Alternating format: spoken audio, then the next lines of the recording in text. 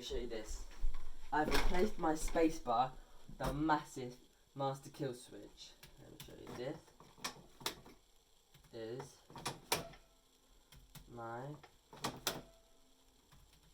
spacebar.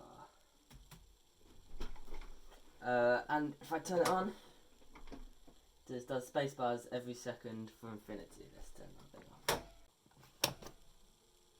off. Okay, but here's a cool use for it.